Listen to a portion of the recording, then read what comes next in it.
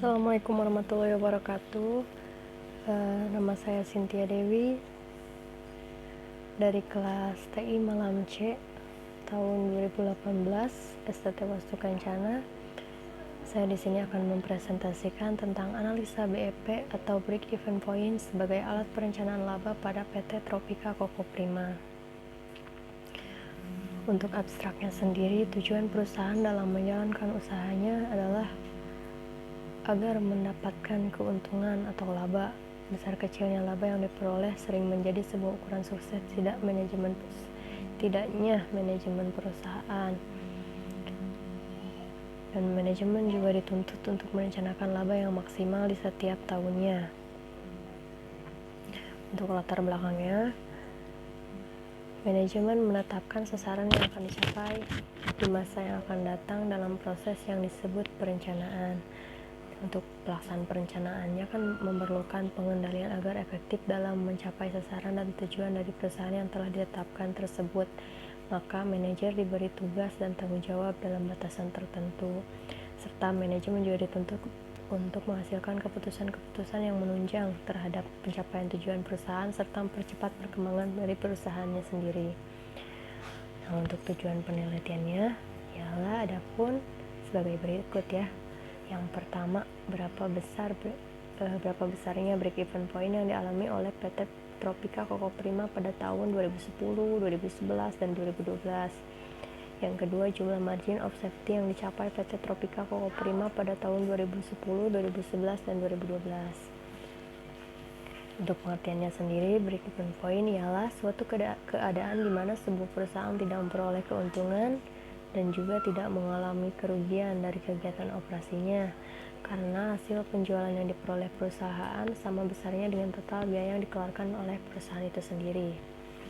Dan untuk analisis dari break even point ialah suatu cara atau alat atau sebuah teknik yang digunakan untuk mengetahui volume kegiatan produksi di mana dari volume produksi tersebut perusahaan tidak memperoleh laba dan juga tidak menderita rugi sama sekali.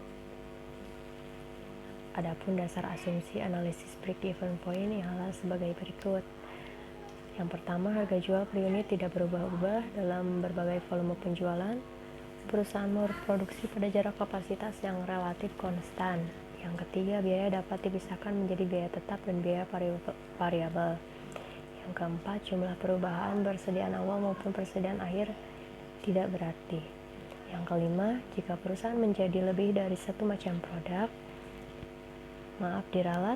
Yang kelima, jika perusahaan menjual lebih dari satu macam produk, komposisi produk yang dijual dianggap tidak berubah. Untuk perencanaan labanya seperti di bawah ini ialah memberikan pendekatan yang terarah dalam pemecahan suatu masalah, lalu memaksa pihak manajemen untuk secara dini mengadakan penelaahan terhadap masalah yang dihadapi dan menanamkan kebiasaan pada organisasi untuk mengadakan telaah yang sama sebelum mengambil suatu keputusan, menciptakan suatu organisasi yang mengarah pada pencapaian laba, dan keempat, merangsang peran serta dan mengkoordinasi rencana operasi berbagai segmen dari keseluruhan organisasi. Yang kelima, menawarkan kesempatan untuk menilai secara sistematik setiap segi atau aspek organisasi maupun untuk memeriksa serta memperbarui kebijakan dan pedoman dasar secara berkala. Contohnya di sini ada hubungan antara perencanaan laba dan analisa dari break even point. Seperti tabel pertama ini, untuk contohnya ya, ada nama penelitinya Marhayani tahun 2011. Di sini terdapat judul analisis break even point sebagai alat perencanaan laba pada industri kecil Tegal di Kecamatan Padurungan. Terus ada tujuannya, ada metode yang dipakai, hasil penelitian yang didapatkan, lalu persamaan, serta perbedaan. Yang kedua, contohnya ada dari Puspita tahun 2011 dengan judul analisis break even terhadap perencanaan laba PT Kreatipa Hasta Mandiri Yogyakarta. Di sini sama seperti tadi. Dan untuk metode penelitian dengan jenis penelitiannya ialah tempat dan waktu penelitian. Serta penelitian ini menggunakan desain peneliti studi kasus pada perusahaan. Untuk tempat dan waktu penelitiannya sendiri ialah kan PT Tropika Koko Prima yang bertempat di Jalan Balai Kota nomor 12 Manado, dan waktu yang dilakukan saat penelitian oleh penulis adalah waktu selama 2 bulan, yaitu dari bulan Mei sampai dengan Juni tahun 2013. Untuk prosedur penelitiannya sendiri dilakukan survei objek penelitian, mengambil data laporan biaya produksi dan laporan laba rugi perusahaan, membandingkan data hasil pengamatan penelitian dengan hasil wawancara yang dilakukan. Untuk metode pengumpulan data, jenis data, sumber data, dan teknik pengumpulan data seperti di bawah ini. Survei dilakukan dengan cara interview dan dokumenter. Untuk hitungannya, untuk menentukan besarnya tingkat penjualan dalam keadaan break even dengan rumus total biaya tetap per total PV diralat, total biaya tetap per total BP, total BP per total harga jual, total biaya tetap per rasio margin kontribusi, total biaya tetap per harga jual per unit dikurangi biaya variabel per unit, biaya tetap per CM per unit. Metode pengumpulan data masih seperti yang pertama, survei lapangan, lalu studi kepustakaan. Dan untuk analisis margin pengaman atau margin of safety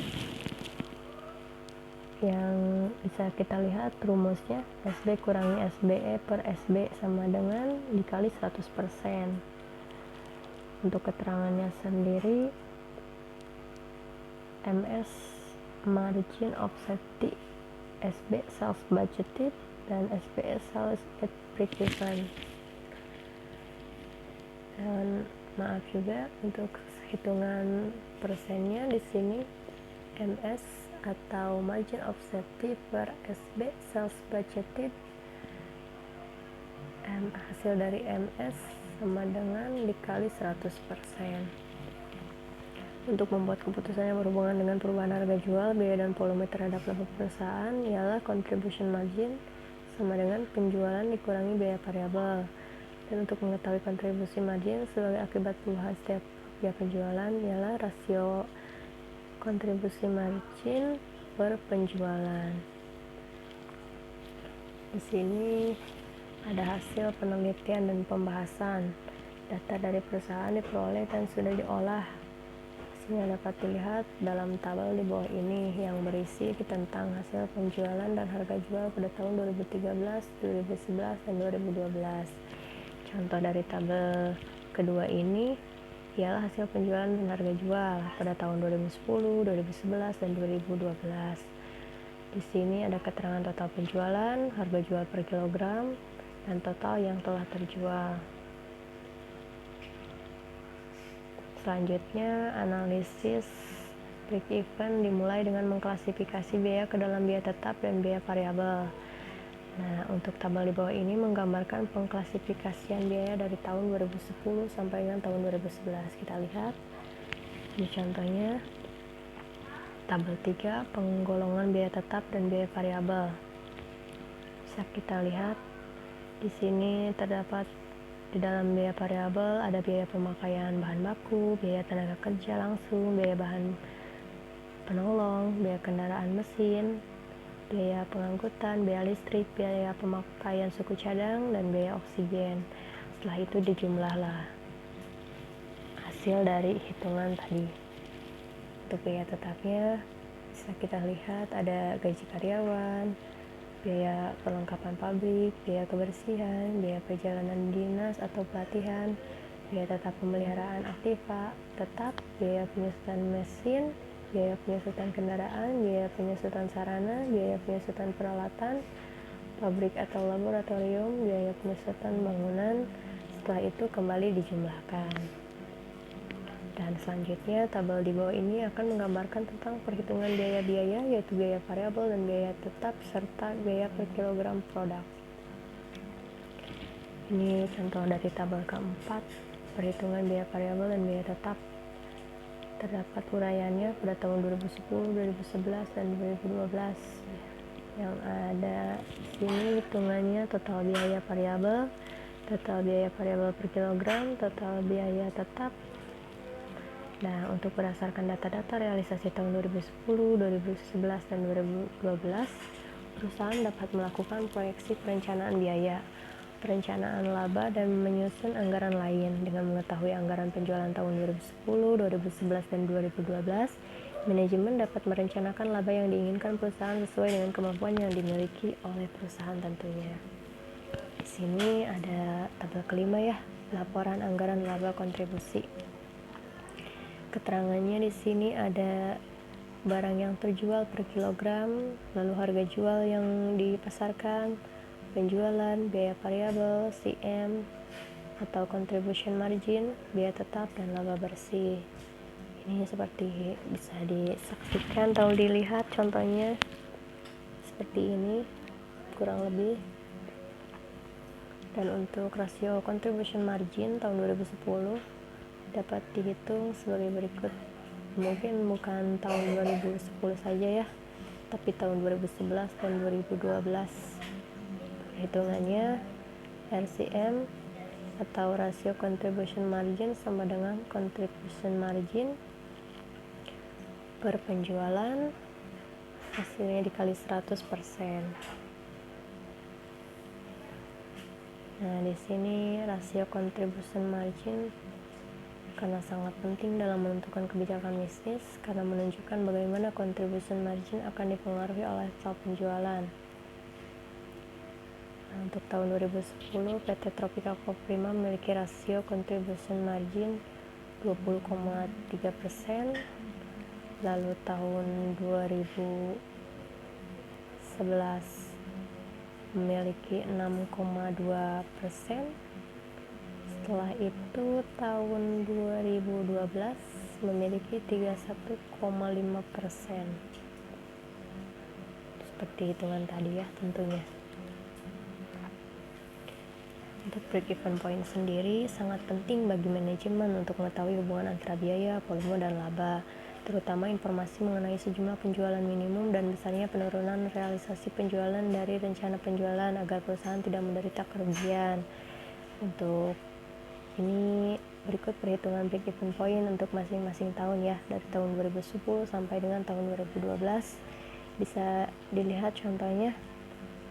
Untuk hitungannya sendiri BEP rupiah sama dengan biaya tetap per biaya variabel per penjualan. Ini ada cara penghitungan BEP kilogramnya juga. Biaya tetap per harga jual per unit dikurangi biaya variabel per unit. Semoga bisa dipahami oleh rekan-rekan. Next ya, saya pikir. Nah, di sini ada break-even point yang menunjukkan penjualan perusahaan tidak mendapatkan laba dan tidak mendapatkan rugi tentunya. Dari tahun 2010, 2011, dan 2012 dengan totalan sebagai berikut ya, bisa dilihat. Untuk margin of safety-nya atau MOS dengan rumus anggaran penjualan kurangi BEP per anggaran penjualan dikali 100%. Untuk MOS rupiahnya MOS kali anggaran penjualan, nanti akan didapatkan hasil. Untuk kesimpulannya, hasil penelitian dan analisis pada PT Tropika Koprima ini ialah selama tahun 2010, 2011, 2012 dapat dilihat pencapaian titik impas yang terbesar ada pada tahun 2011, sedangkan pencapaian titik impas yang terendah ada pada tahun 2012, dan dalam pencapaian kuantitas yang terbesar ada pada tahun 2011 dan pencapaian kuantitas yang terendah ada pada tahun 2012. Di setiap tahunnya penjualan yang dilakukan perusahaan sudah baik dan selalu berada di atas statistik impas. Dengan kata lain, perusahaan sudah mampu mencapai keuntungan di setiap tahunnya.